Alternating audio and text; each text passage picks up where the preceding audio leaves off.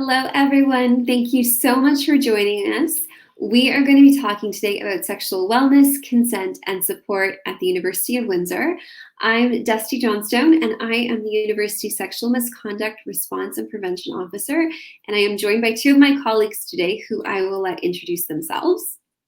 Hi, everyone. I'm Frankie Cachone, and I am the coordinator of the Bystander Initiative and a faculty member in Women and Gender Studies. And I'm so happy to be here with you today.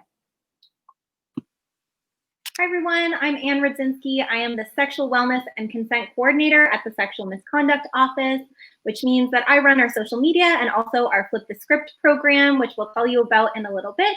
And we also have a really exciting engagement opportunity for you.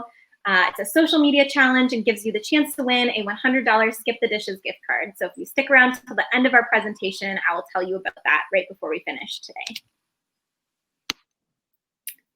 Okay, so when it comes to sexual violence at the university, our goal is to foster a campus culture that encourages sexual wellness and positive consensual sexual experiences. We know, unfortunately, that sexual assault is a common experience that affects many people in our community.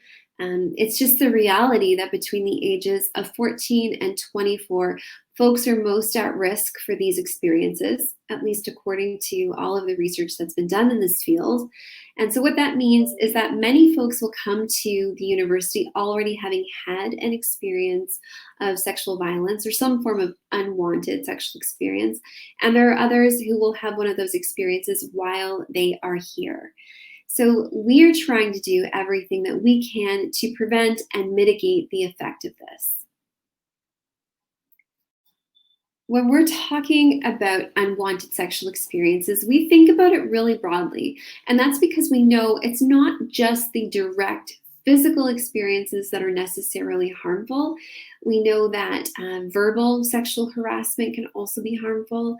We also think about non-consensual online experiences. For example, when someone shares nudes without consent.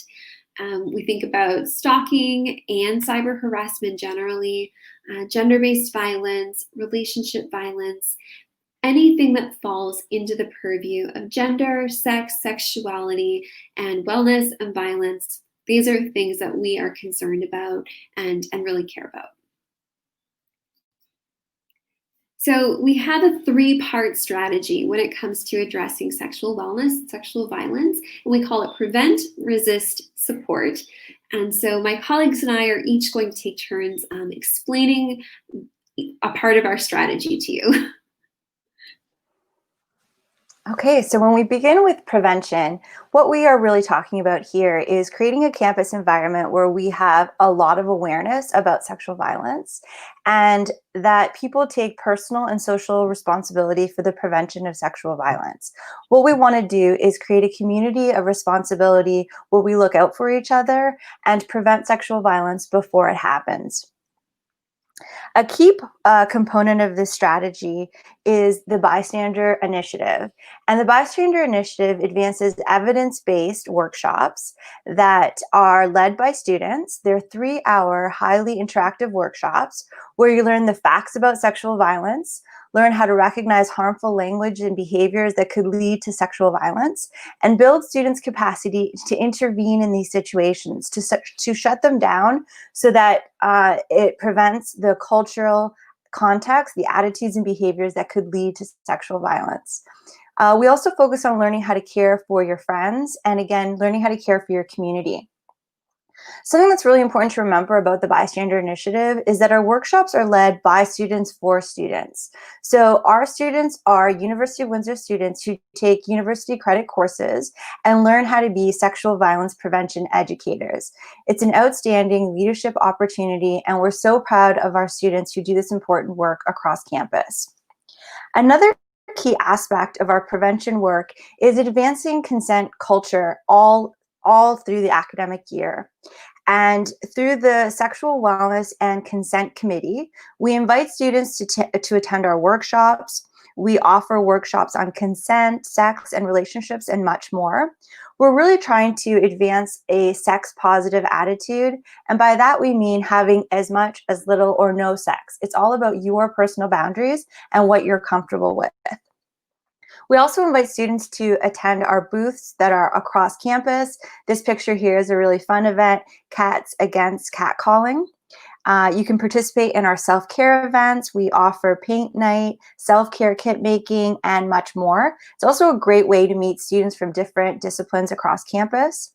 You can read our zines. We put out all kinds of fun and educational content on sex, consent, relationships, and much more. Again, the core about our prevention is really empowering our campus community to have healthy sexual lives, and that they're aware of consent and of what can go wrong and how we can take personal and social responsibility to prevent sexual violence. Awesome. And then the second part of our strategy is resist. So this piece is all about disrupting and resisting sexual violence when it happens. This part of our strategy fills a gap that is in some of our other programming, in that bystander and social intervention is really important. And it's also really important that we talk about consent and build all of that positive culture. But those cultural changes do take some time. So while we're making those big scale changes on our campus, we also want to be empowering folks to intervene and resist sexual violence that's happening to themselves in the moment.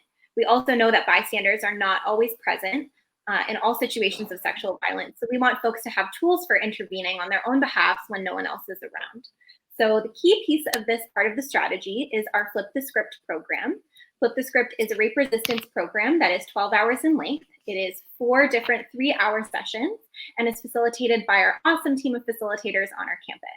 So in this workshop, you will learn how to recognize red flags in situations and in men's behavior. We focus on prioritizing your rights in acquaintance situations and developing a toolbox of strategies to defend your body and your boundaries, regardless of what those boundaries are or what you choose them to be. This program is really awesome in that we are able to offer food every session. So whether that's a lunch or a dinner, and we make sure you have lots of snacks throughout. We also give you a certificate of completion at the end, so you can put that on your resume or your co-curricular record. And the piece that people are really excited about usually is that you get a free cactus or succulent at the end of our program. So you get to take a little plant home with you when you finish this awesome workshop. Okay, so the final part of our strategy is support. So if something happens, we are here for you. It might be that you had an experience a year ago, 2 weeks ago, maybe when you were a kid. If it's something that is bothering you now, causing distress or disruption in your life, you absolutely deserve support, and you can come talk to me about it. If something happens to you while you are one of our students, you can absolutely, again, come talk to me confidentially. You can also make the decision if you would like to potentially file a formal complaint with the university or some other sort of response. I can talk you through your options. When you come speak with me, you don't have to do anything, okay? You get to make the decisions about what you would like to have happen.